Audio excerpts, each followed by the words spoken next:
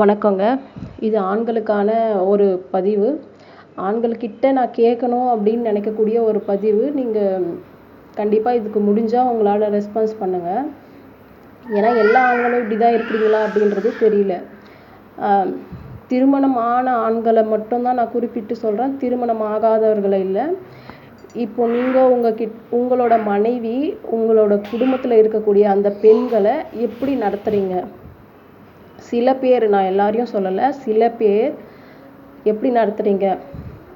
அதாவது சில ஆண்கள் எல்லா வகையிலையும் அவள் தனக்கு ஏதோ உதவி செய்கிறாளோ செய்யலையோ, நம்மளை நம்பி வந்துட்டா, நம்மளை நல்லா பார்த்துக்கிறாளோ இல்லையோ, அவளை நல்லா உங்களோட தாய்க்கு நிகராக வச்சு பார்க்குறீங்க. நான் அவங்கள சொல்லலை. அவங்கள தாண்டி சில பேர் இருக்கிறாங்க. அவங்களுக்கு எல்லாத்துக்கும் டைம் ஸ்பெண்ட் பண்ண முடியும். சில ஆண்களை மட்டும்தான் நான் குறிப்பிட்டு சொல்கிறேன், எல்லாரையும் சொல்லலை. எல்லாத்துக்குமே அவங்களால நேரம் ஒதுக்க முடியும், செலவழிக்க முடியும், சந்தோஷமாக இருக்க முடியும்.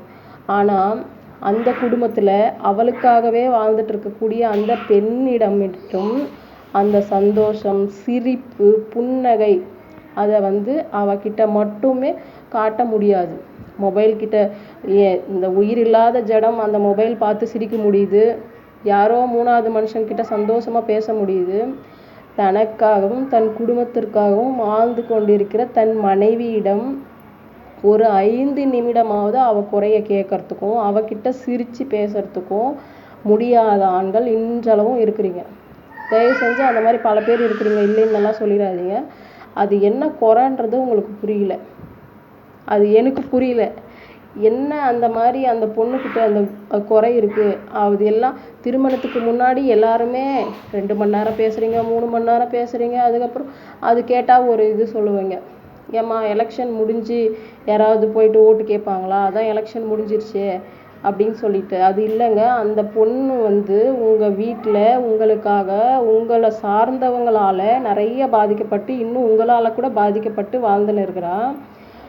அவகிட்ட ஒரு 5 நிமிஷம் உங்களால் சிரித்து பேச முடியல. அதை தாண்டி மற்றது எல்லாமே செய்கிறீங்க, அதெல்லாம் நேரம் ஒதுக்க முடியுது. அவளுக்கு ஏதாவது பிரச்சனை, அவளுக்கு ஏதாவது முடியல, அதுனால் அது உங்களால் கேட்க முடியல. அது அத்தனையும் சகிச்சுக்கிட்டு அந்த பெண் எப்படி அந்த வீட்டில் இருப்பா? ஏன் உங்களுக்கு அது ஒரு குறை? நம்ம இது ஒரு மிஸ்டேக் பண்ணுறோம், அவளுக்கு தேவையானதை நான் செய்கிறேன், அவளுக்கு தேவையானதை நான் பண்ணுறேன். அவள் தேவையான ஒன்று தாங்க, ஒரு 5 நிமிஷம் அவள் புலம்புறதை கேட்டுட்டு போங்க, அப்போவே அவள் நிம்மதியாக இருப்பாள். அதை தாண்டி உங்ககிட்ட ஒன்றுமே கேட்க மாட்டான்.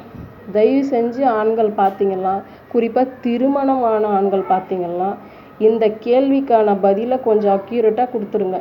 இது மாதிரி நாங்கள் பண்ணுறதில்லைன்னு பண்ணாதவங்க இருக்கிறாங்க, நான் கண்டிப்பாக பண்ணக்கூடிய ஆண்களும் இருக்கிறாங்க. அவங்களுக்கு என்ன வெறுப்புன்னு தெரியல. அது வீட்டில் வந்தோன்னா அவங்க சொல்கிற சின்ன விஷயத்த கூட கேட்குறதில்ல. பிஸியாக இருக்கிற மாதிரியே காட்டிக்கிறீங்க, எப்போ பார்த்தாலும் பிஸியாக.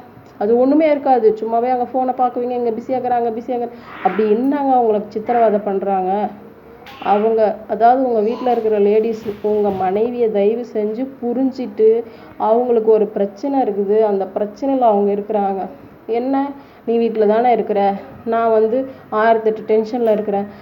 நீங்கள் வெளியே இருக்கிறீங்க, 1008 டென்ஷன். அவங்க வீட்டுக்குள்ளவே அந்த 4 செவத்துக்குள்ளவே அவங்க எவ்வளோ அனுபவிச்சுன்னு இருக்கிறாங்க அப்படிங்கிறத 5 நிமிஷம் அவங்கக்கிட்ட பேசி பாருங்கள், தெரியும். நன்றிங்க.